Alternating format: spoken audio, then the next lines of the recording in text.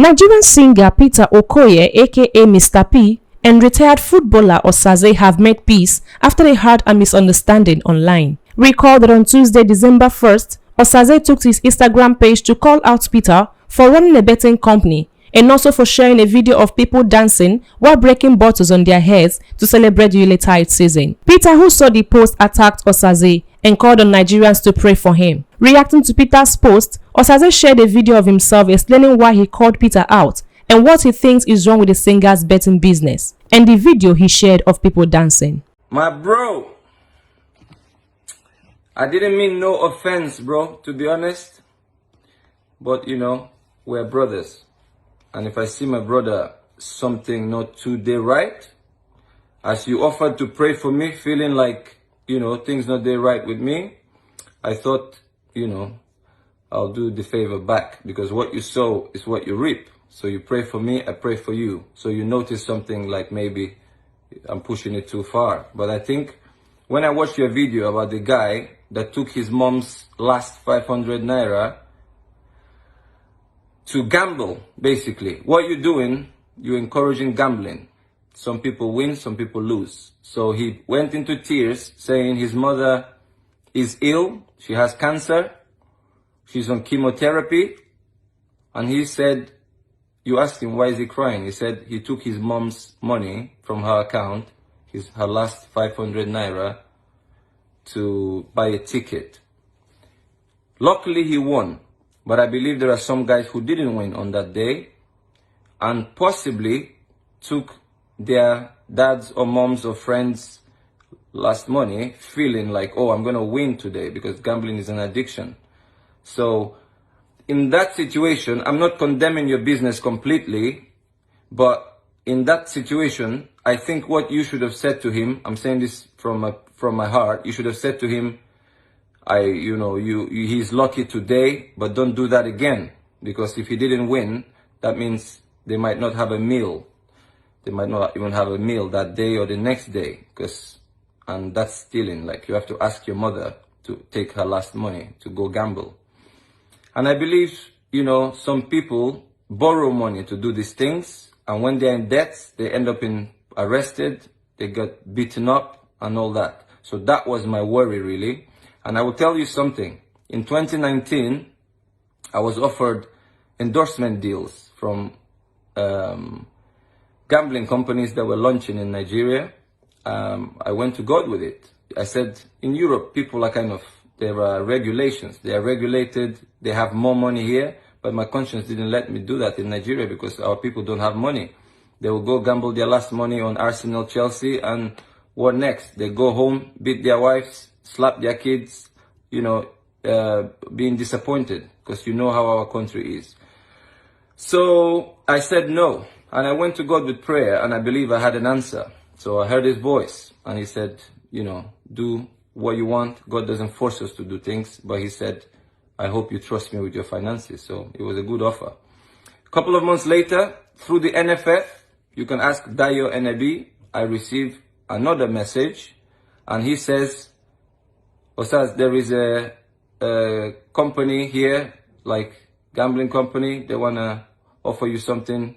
Can I pass your number? I simply said, no, Dayo, thank you. You can call him and ask. I said, no, I don't do gambling. It's not for me. I'm not condemning it. It's for some people. I played for Stoke City. Our sponsors are a very big gambling company here, Bet365, but they're regulated. I'm sure yours is regulated to an extent, but I'm just saying from my heart, like that particular case, if he took his mom's last 500 naira, you should have rebuked him as a brother. You'd have said, you understand, like sometimes if you have free cash, you just play, like everybody does. Most of my friends are footballers. They all do gambling. But it's a big issue here. People commit suicide because of gambling. It's an addiction. So it's a tough one. I'm not condemning people doing it, but if you can control it, that's another thing, The Bible says, don't be overtaken by something, but you can do it. We're allowed to drink, party a little bit, but it doesn't have to dominate us, okay?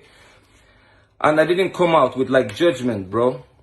I'm coming out with grace. You know me. We were friends. Nobody like party reach me. Nobody like music reach me. We all have our shortcomings, and I'm not coming. I'm actually coming for guys like you, guys like me, because we know, we be guy men, like we like our enjoyments more. But there are some things that we could do better in. I'm not judging you, not condemning you, but when I saw the video you are putting out, encouraging, people are breaking bottles on their heads and dancing, and I asked you, if these were your sons, will you encourage them to do that? So this is how our Christmas should be in Nigeria now. Guys breaking bottles on their heads and dancing like crazy. I'm just saying my opinion. I don't think it's right. Maybe once a year you want to go mad, you go to somewhere and do that. But not to bring that kind of thinking into Christmas, because, it's family time, it's nice time. I don't think we will make that day nice. So apologies if I offended you in any way. I was kind of, disappointed in a few other things, because, my heart is bleeding for Nigeria every day. And one reason why I'm supporting Trump is very simple. Lockdown means death for lots of our people. We all witnessed what was happening during the crisis we recently lived through. Our people, some of them, were falling down from roofs trying to reach palliatives just for a bag of rice. I think a girl, they said she fell and died. People grabbing goats and chickens and running away.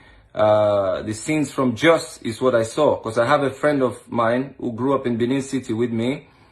She lives in Jos. She sent me pictures. I used to send her money. I haven't heard from her for 2 weeks, and I honestly hope she didn't commit suicide, to be honest, because she hasn't messaged. 2 weeks ago, I sent her 50,000 naira to just keep herself going.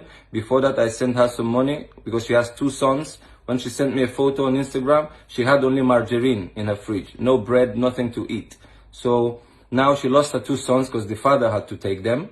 She's from Jos. The father had to take them because she can't look after 2 boys. And it's heartbreaking to see a mother go away from the kids. I believe you and your brother loved your mom a lot, and we have a soft spot for our moms. So what I'm saying is, he shouldn't have taken his mom's last 500 naira to go and gamble. But apologies if I offended you in any way.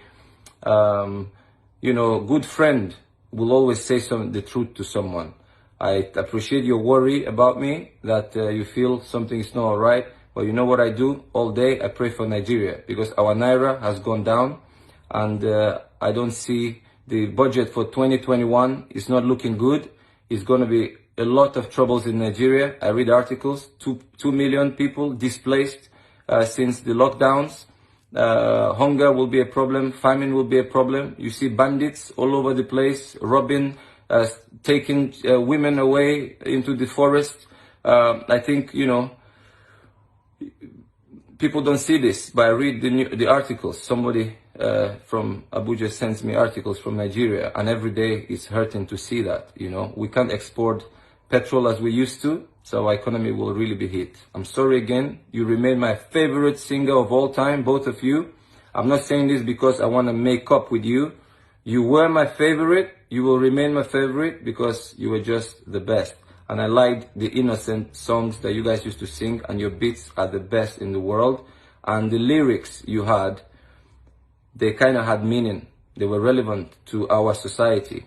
So let's not go too far and start Americanizing, because, we keep our uniqueness, not to conform to anyone else. That's actually what I'm trying to say. So all I'm doing now is encouraging our people. I pray for our people every day, because I see harder and harder times coming, because our economy has taken a hit, and I don't see it rebounding in the near future. God bless you, bro.